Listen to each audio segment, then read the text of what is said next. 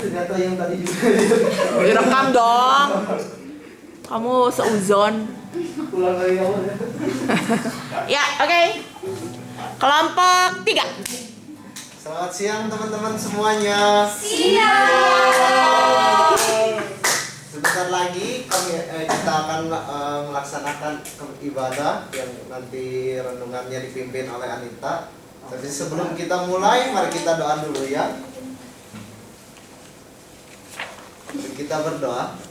Tuhan, sebentar lagi kami ingin mendengarkan firman-Mu. Tuhan, tolong Kau yang pimpin dan sertai kami agar kami bisa fokus untuk mendengarkan setiap firman-Mu. Terima kasih Tuhan, hanya di dalam nama-Mu kami sedang mengucap syukur dan berdoa. Amin. Amin. Teman-teman, kelihatannya kalian terlihat seperti lemes. Yuk. Kelihatannya masih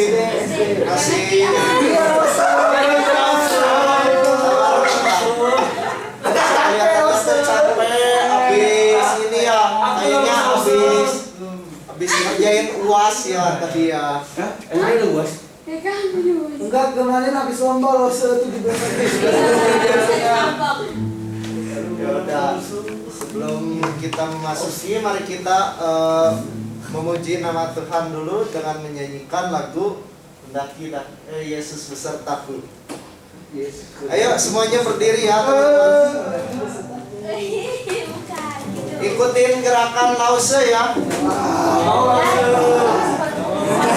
Ayo, semangat. Ini bukan TK ya, David. Dinosaurus. Jadi dinosaurus. Aduh.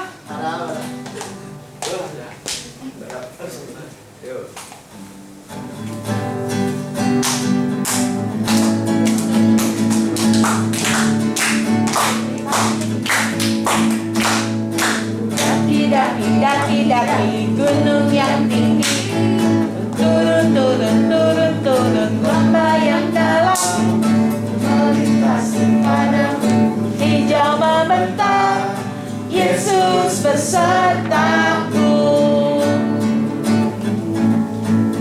Ku terbang.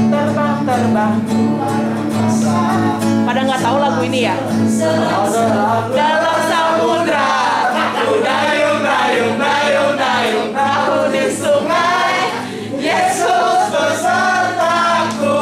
Di kanan Kau ada, di kiri Kau ada, di atas dan di bawah Kau ada.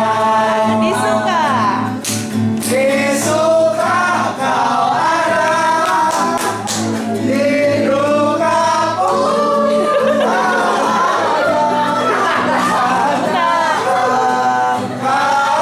Yesus. Lebih cepat lagi, lebih cepat.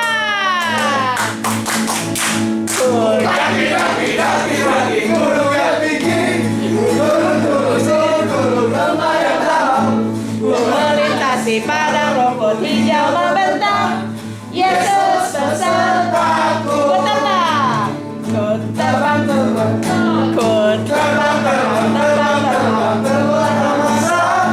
salam dalam samudra, ku dayung, perahu di sungai, Yesus besertaku. Di kanan Kau ada. Capek ya? Ya suara lagi.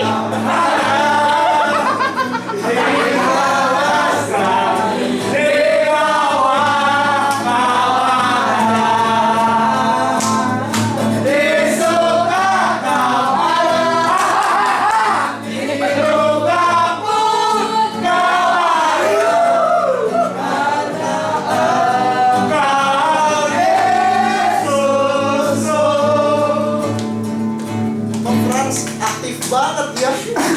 Makan permennya banyak, Se. Udah semangat banget.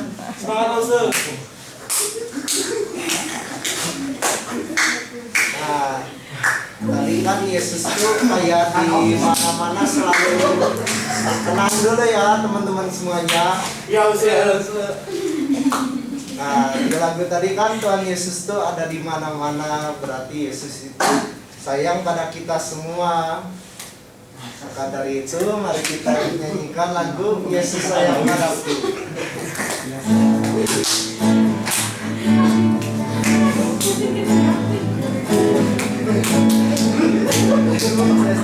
Teman-teman, saya ikutin gerakan Lause ya. Ya usah.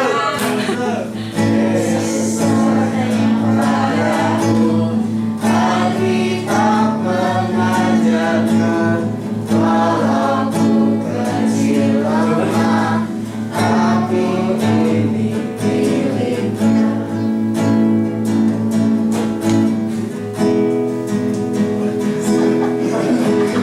Yesus sayang padaku, Alkitab mengajarkan Kecil lama, tapi ini miliknya Yesus. Gimana usah? itu firman-Nya di dalam Alkitab.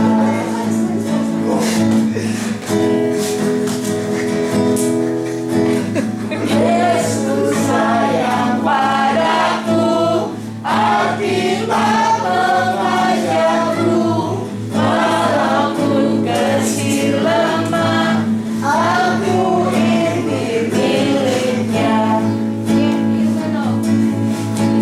Yesus Tuhanku, sayang padaku, itu firman-Nya di dalam Alkitab.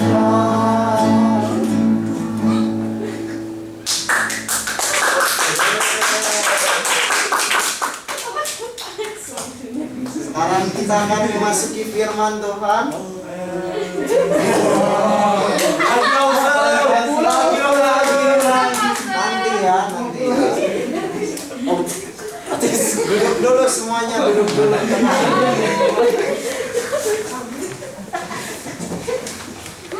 Adanya di mana? Bayangin di sekolah minggu kali. Tapi sebelum memulai firman Tuhan, Lause mau main bola dulu sama Lause kita. Ayo nih. Ayo. Set. Ya. Iya, aku ikut dong.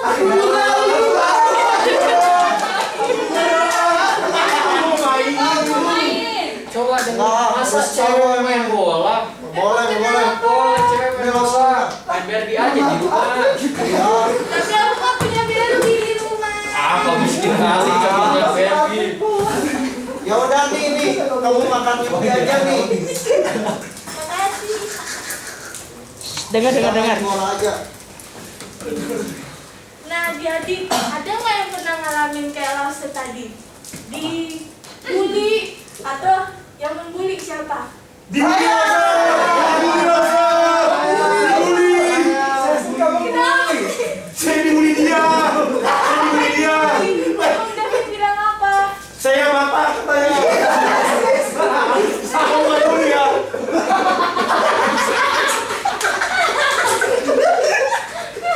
Jadi David bully Kevin. Bilang-bilang Ya, dia bilang bapak saya tukang beca. Ya, Terus saya mau gombal cuma musuh. aduh. Nah, di Alkitab ada juga seseorang yang mengalami hal yang sama. Dia dibully, dikucilkan. Nah, sebelum kita dengar siapa orangnya, mari dulu kita bersatu di dalam doa. Tuhan Yesus, terima kasih Tuhan di pagi hari ini, di siang hari ini Tuhan, kami bisa mendengarkan firman-Mu. Tuhan, Kau berkati kami, terima kami Tuhan, berikan kami hati untuk mau mendengar. Terima kasih Yesus, hanya dalam nama Tuhan Yesus kami berdoa dan mengucap syukur. Amin. Nah, adik-adik, hari ini Lause akan bercerita tentang seseorang yang bernama Zakius. Nah, kenapa Zakius Zakheus dibully. Ada yang tahu nggak kenapa Zakheus dibully? Dia pendek. Iya betul, dia pendek. Terus apa lagi? Dia orang jahat. Kenapa jahat? Karena pekerjaannya Emang pekerjaannya apa? pemungut sampah. Oh bukan. Apa maksud? Dia pekerjaannya itu adalah pemungut cukai. Nah, Zakheus ini adalah seorang yang badannya pendek, dia juga orang kaya, dan pekerjaan dia adalah pemungut cukai. Nah, pemungut cukai itu adalah seseorang yang mengambil pajak, jadi dia mengambil uang kan. Nah, tapi ketika dia menerima uangnya, yang dia terima lebih dari yang seharusnya. Jadi teman-teman masyarakatnya membenci dia. Dia adalah orang Yahudi, tapi dia bekerja untuk orang-orang Romawi. Jadi orang-orang pada membenci dia. Nah, suatu hari Zakheus mendengar bahwa Yesus, orang yang terkenal yang saat itu banyak diperbincangkan, akan lewat melintasi kota Yeriko. Kota Yeriko adalah tempat Zakheus tinggal. Nah, mendengar bahwa Tuhan Yesus, orang yang terkenal, akan melewati tempat itu, dia pun ingin menjumpai Yesus. Jadi dia ingin menjumpai Yesus, tapi tadi gue gak bilang kan, badan dia pendek, dia gak bisa melihat. Nah, karena dia gak bisa melihat, maka dia naik ke atas pohon, adik-adik. Dia naik ke atas pohon, dia manjat. Dia adalah seorang kaya, tapi dia dengan relanya naik ke atas pohon hanya untuk melihat Yesus. Nah, kemudian tiba-tiba ketika dia berada di atas pohon, sesuatu hal yang menarik terjadi. Ada yang tahu nggak apa itu? Nggak tahu ya? Nah, jadi Tuhan Yesus di antara banyak orang, banyak orang di kiri kanan Yesus kan berdiri, tapi kemudian Yesus malah melihat ke atas, ke tempat Zakheus bersembunyi di atas pohon ara. Yesus melihat dan kemudian berkata, "Zakheus, turunlah, dan hari ini aku harus menumpang di rumahmu." Nah, ada hal yang aneh terjadi. Bagaimana Yesus yang pertama kali bertemu dengan Zakheus tiba-tiba tahu namanya, dan kemudian Tuhan Yesus juga memaksa menumpang di rumahnya. Nah, kita tahu bahwa Tuhan Yesus adalah Allah yang Maha Tahu. Jadi dia mengenal orang-orang yang berdosa ini. Nah, ketika Zakheus dipanggil, orang-orang di sekitarnya bersungut-sungut. Bagaimana mungkin orang yang dikucilkan, yang dianggap berdosa, tukang tipu, tiba-tiba Yesus memanggil namanya. Zakheus ini adalah orang yang dibenci oleh masyarakat sekitar. Tetapi Tuhan karena kasih-Nya, dia datang untuk memberikan pemulihan kepada Zakheus. Dia berkata, "Aku harus menumpang di rumahmu hari ini." Harus menumpang berarti sama saja Yesus memulihkan status sosial Zakheus. Nah, ketika tahu bahwa Tuhan mau menerima dia, Zakheus meresponnya dari dia mengembalikan hal-hal yang diambilnya, harta yang telah diambilnya dia kembalikan kepada orang-orang. Nah, dari kisah Zakheus ini kita belajar bahwa Tuhan Yesus tidak pernah membeda-bedakan siapa orang yang dikasihinya. Tidak seperti kakak tadi, karena kakak tadi perempuan, jadi kalau kakak yang cowok nggak mau main. Karena kakak miskin, jadi yang cowok juga nggak mau main. Nah, hal itu adalah yang salah. Tuhan Yesus tidak pernah membeda-bedakan. Jadi bagi adik-adik yang merasa sendirian, yang merasa bahwa tidak ada temannya, nah datang kepada Tuhan Yesus, dia yang akan menyucikan kita. Nah, untuk mengerti hal ini lebih baik lagi, kita akan melakukan eksperimen.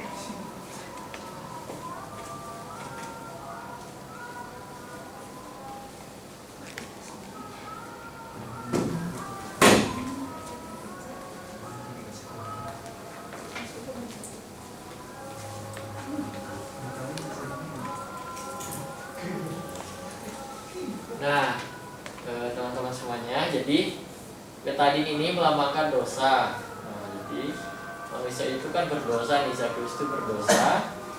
Lalu ini dosa Zakheus dan ini dosa orang-orang yang lain ya.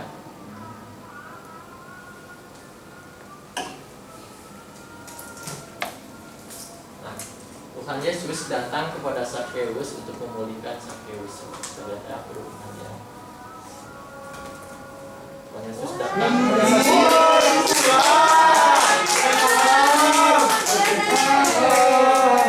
Lalu Bisa. Aku menjadi air. air yang keruh tadi menjadi bening karena Tuhan. Hal ini sama seperti Tuhan Yesus datang kepada Sakeus, lalu Sakeus pun dipulihkan oleh Tuhan. Lalu Sakeus pun akhirnya bisa membawa perubahan kepada orang lain dengan dia memiliki tekad dan niat untuk mengembalikan uang yang telah dia peras.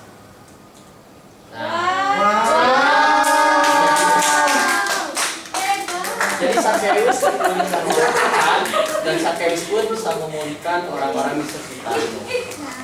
Pinter.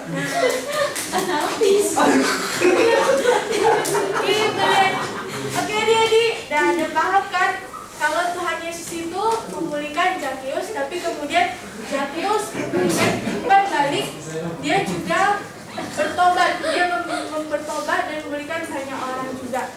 Nah, apa yang harus kita lakukan ketika kita tahu bahwa Tuhan Yesus mau datang kepada kita sebagai sahabat? Nah, jadi adik-adik kalau punya masalah bisa cerita, bisa berdoa sama Tuhan Yesus. Atau enggak, setelah itu melihat teman-teman yang sendirian yang gak punya sahabat juga, jangan dikucilkan, jangan membuli. Tetapi kembali lagi, Tuhan Yesus mengajak kita menjadi sahabatnya, maka kita juga harus menjadi sahabat orang lain. Nah, oke, itu firman Tuhan hari ini. Mari kita berdoa. Tuhan, terima kasih untuk firman Tuhan hari ini. Bapak, Kau mengajarkan kami untuk hidup saling mengasihi Tuhan sama seperti Engkau yang telah mau menjadi sahabat kami. Terima kasih Bapak, kami menyerahkan acara kami selanjutnya ke dalam tangan-Mu. Hanya dalam nama Tuhan Yesus kami berdoa dan bersyukur. Amin. Udah? Masih ada? Teman-teman. Dia balik lagi.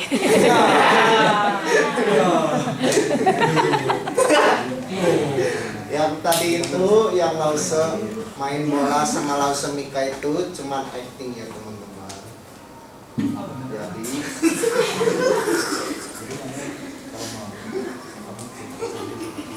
Jadi Lause mau ngejelasin ulang kalau Tuhan Yesus tuh adalah sahabat kita di saat kita sedih, di saat kita gembira.